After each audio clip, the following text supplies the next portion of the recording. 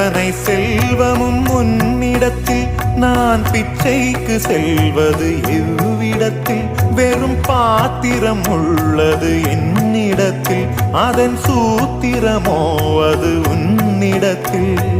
ஒரு முறையா இருமுறையா